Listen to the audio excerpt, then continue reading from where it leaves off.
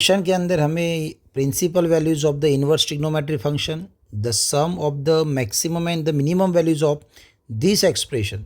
Okay, तो ये जो एक्सप्रेशन हमें दे रखा है उसके मैक्सिमम एंड मिनिमम वैल्यू का हमें क्या फाइंड करना है भाई, उनका सम फाइंड करना है। दैट मीन्स हमें ये एक्सप्रेशन का रेंज निकालना है और रेंज में से आपको मैक्सिमम मिनिमम वैल्यू मिलेगी, जो हम उसके बाद उनका क्या करेंगे भाई, सम करेंगे।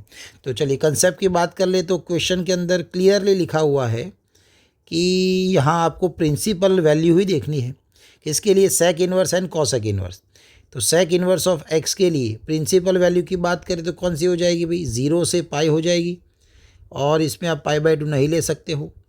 एंड वैसे ही कॉसेक इन्वर्स की बात करें तो कॉसेक इन्वर्स ऑफ एक्स में क्या होता है भाई, -पाई/2 से +पाई/2, और उसमें से कौन सी वैल्यू नहीं आएगी, तो वो आएगी भाई 0। तो ये चीज़ें कहीं ना कहीं ये क्वेश्चन के अंदर काम लगने वाली है। तो चलिए क्वेश्चन को शुरू किया जाए। तो एक्सप्रेशन जो हमारा था वो था ये 16 ब्रैकेट है, सेक इन्वर्स ऑफ एक्स का स्क्वायर है, plus cosec inverse of x का भी यहाँ पर स्क्वायर है, कॉसेक इन्वर्स ऑफ एक्स का भी यहाँ पर है स्क्वायर। चलिए, और इसको हमें सॉल्व करना है। चलिए, तो सबसे पहले आप देख सकते हो कि भाई हमें सेक इन्वर्स और कॉसेक इन्वर्स के बीच का रिलेशन, उसका एक जो फॉर्मूला है वो हमें आता है। Cosec inverse of x plus sec inverse of x equal to क्या होता था भाई, पाई/2 होता था। तो वो हम यहाँ पर सबसे पहले अप्लाई करेंगे। तो देखिए भाई 16 है, sec inverse of x as it is रखते हैं, और कॉसेक इन्वर्स की जगह पे हम लिख लेते हैं पाई/2 minus sec inverse of x, and then ऊपर आएगा उसका स्क्वायर। अब इसको हमें क्या करना है अभी, सॉल्व करना है। तो 16 है, यहाँ पर थोड़ी देर के लिए हम सेक इन्वर्स ऑफ एक्स को मान लेते हैं कोई नंबर, मान लो भाई वो है ए, हम थोड़ा सॉल्व करने में इजी रहे इसीलिए। तो ये लिखा हमने ए स्क्वायर, प्लस ये क्या आएगा भाई, पाई/2 माइनस ए का हो जाएगा होल स्क्वायर, है ना। सॉल्व करने में इजी रहे इसीलिए उसको हमने ए मान लिया। 16 ए स्क्वायर प्लस सॉल्व करें ए माइनस बी का होल स्क्वायर, तो पाई/2 का स्क्वायर पाई/4 होगा, पाई²/4 होगा, -2 टाइम करोगे तो पाई ए आएगा, और लास्ट में क्या आ जाएगा भाई, ए स्क्वायर। तो यहाँ पर आप देख सकते हो ए स्क्वायर 2 बार है, तो 16 के साथ ए स्क्वायर हो जाएगा 2a स्क्वायर माइनस पाई ए, और प्लस है पाई²/4। चलिए मैं फिर से यहाँ पर 2 कॉमन ले लूँ, तो ये 2 कॉमन आएगा, तो 16 × 2 हो जाएगा 32 बाहर, और फिर अंदर क्या बचेगा, तो ए स्क्वायर नहीं है तो डिवाइड करेंगे पाई/2, और यहाँ भी नहीं था तो डिवाइड करेंगे तो क्या हो जाएगा भाई, पाई² डिवाइड बाय हो जाएगा 8। 2 हमने कॉमन लिया है। चलिए, जब भी मैक्सिमम मिनिमम की बात हो तो हम क्या करते हैं भाई, परफेक्ट स्क्वायर बनाते हैं। परफेक्ट स्क्वायर के लिए ए स्क्वायर है, ये मिडल टर्म है भाई पाई/2, तो लास्ट टर्म क्या होना चाहिए, तो लास्ट टर्म मतलब क्या होता है भाई, मिडल टर्म का स्क्वायर, मतलब ये मिडल टर्म में है पाई²A²/4, एंड नीचे टाई हो जाएगा भाई 4a²।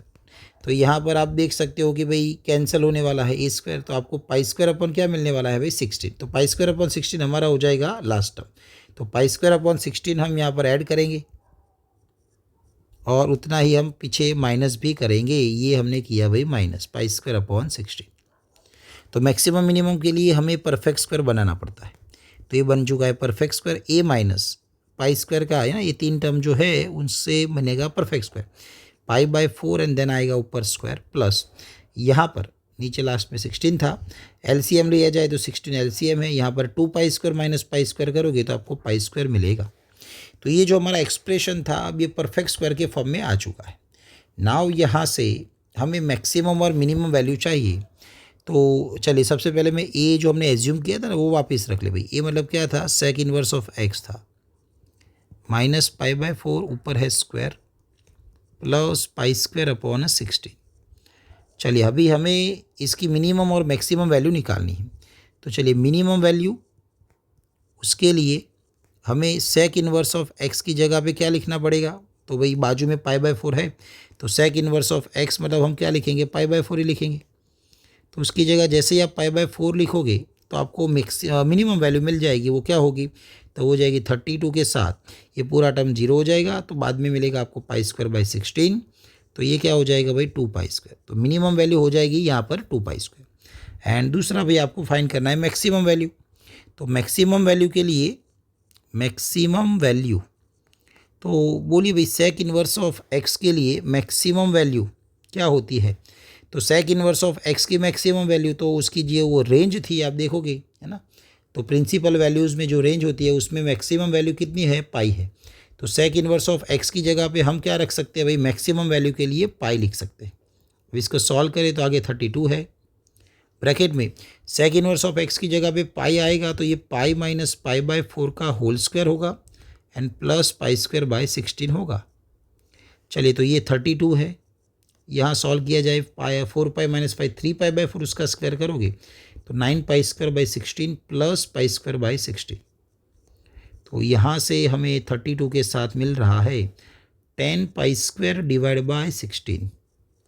यहाँ 16 और 32 कैंसिल करने के बाद आपको क्या मिलेगा भाई, 2 मिलेगा आगे, है ना, 16 है। 2 इंटू 10 करोगे तो हमें क्या मिलेगा, 20 पाई स्क्वायर मिलेगा। तो ये हो जाएगी हमारी मैक्सिमम वैल्यू और ये थी हमारी मिनिमम वैल्यू।